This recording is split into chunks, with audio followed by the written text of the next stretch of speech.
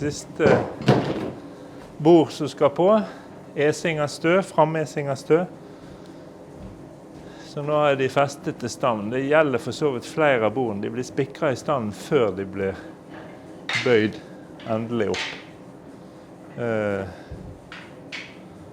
Så nå er det, ja, det er jo godt uttalet, ganske tett vokste bord, så de er sånn forholdsvis stive, men det skal gå greit.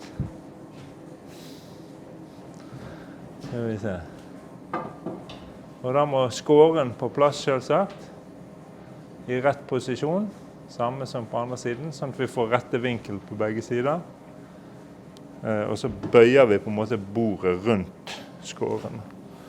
Er du klar? Og så får han båterskruen på plass der fremme. Skal det opp eller ned? Litt opp. Sånn.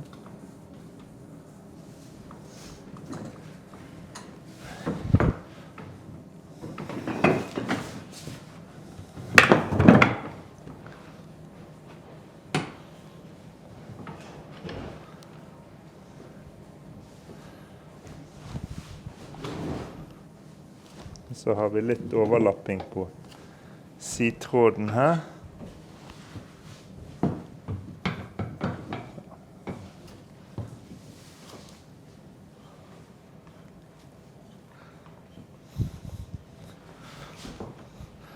Og så flytter vi nå piggskåren her, så vi får trykk her fremme, og så en vanlig skrutvinge på det. Og så legger vi de om en annen her. Og da kan du gjøre klart den siste.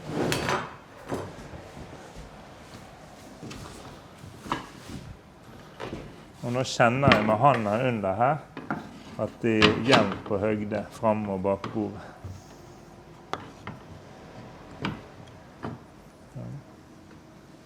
Jeg skal faktisk litt opp.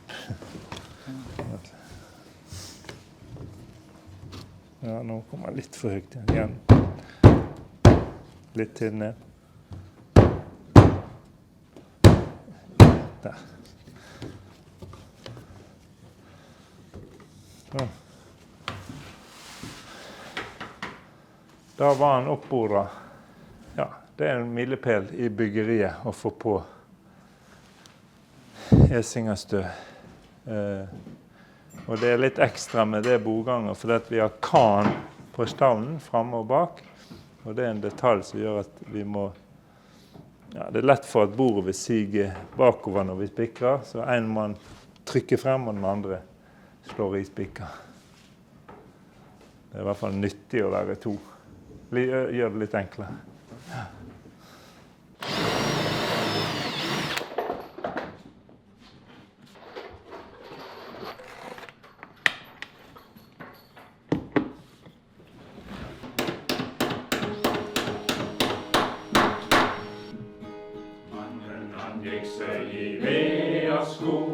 Hei, fara i vea sko, der stod der en fugl, og den var så god. Hei, fara, alturra. Og mannen han spente sin sak for kne. Hei, fara, sin sak for kne. Så frekt han den fyr, og så horat ned. Hei, fara,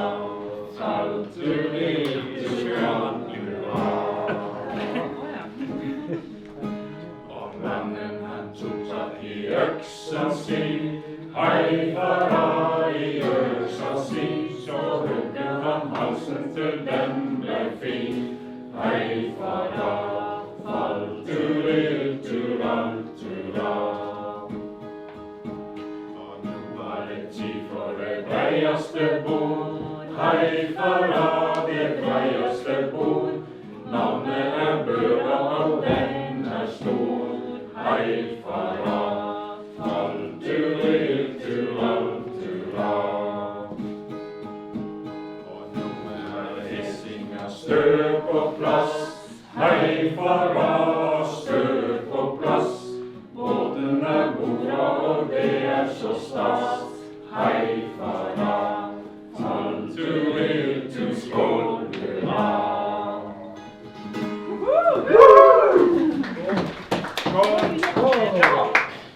Så tenkte jeg skulle bare si 2 ord om det å bygge denne båten, og for så vidt bygge disse klinkbygde båtene.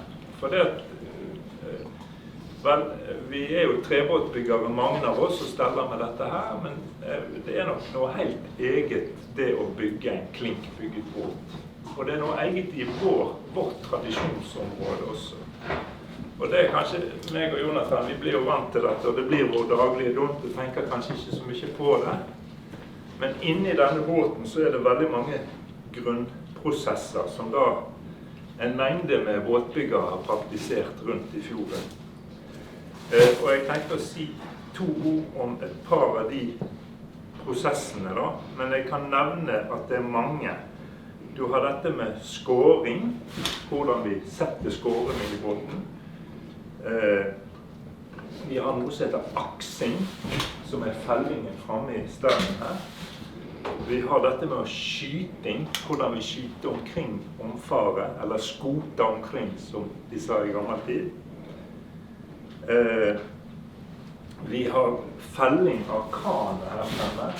Måten vi får dette bordet inn til den lille tappen der, som noe veldig sånn særmerkt og ikke enkelt, men vi får det til, synes vi.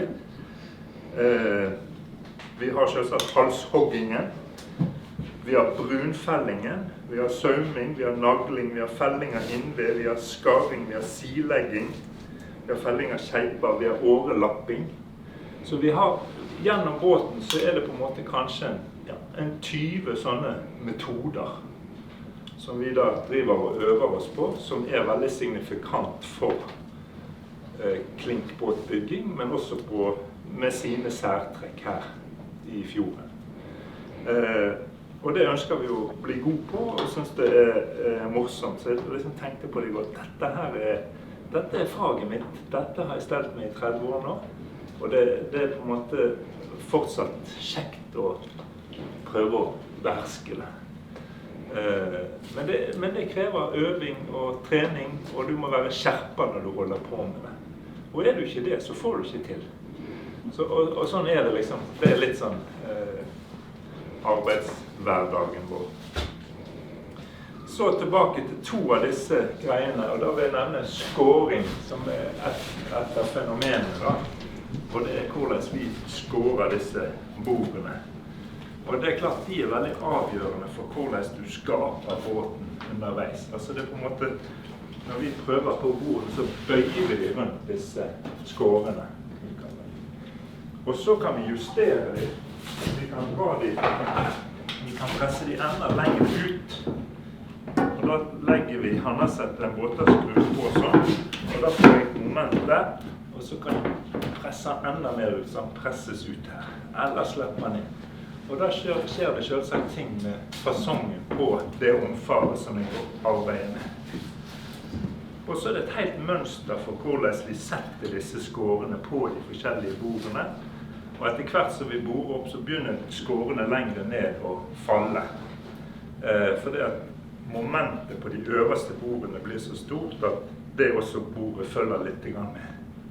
Så derfor det veldig viktig at de siste skårene, du ser det står skårer på de 2 siste bordene her, for å holde fasongen til vi får felt innved. Men det et veldig sånn, og det jo historier om dette her, hvor far kommer inn i verkstaden og unggutten holder på med færingen sin, og så går han bak, og så trekker han i skåren. Nei, dette må få mer utlagt i Essingas, du. Altså, dette jo, du får ikke noe slag på denne båten hvis du ikke skårer godt ut. Altså, sånn kan vi se for oss. Men det også en sånn greie som nærmest et fenomen. Du litt redd for å presse for hardt her når du ungdom. Og så ser vi faktisk det motsatte, altså når du blir riktig gammel, så de har ikke styrken, og så blir båtene litt mer reist i skutene. Så det faktisk, det har jeg tro på,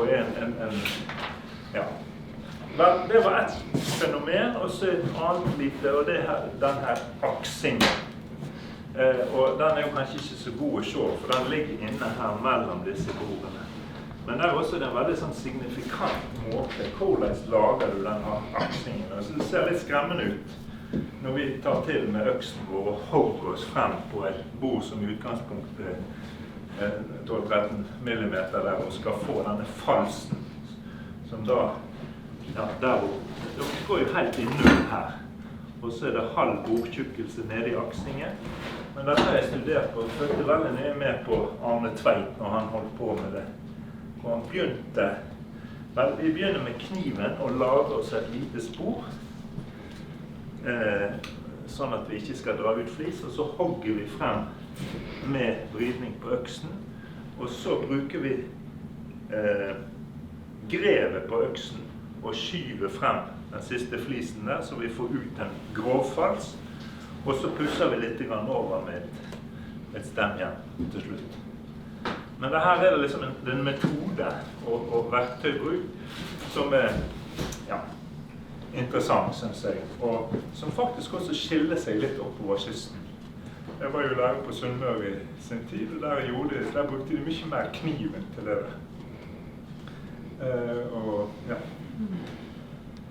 Det var det jeg ville si. En lite faglig innblikk og litt historikk og sånn. Takk, Lasse.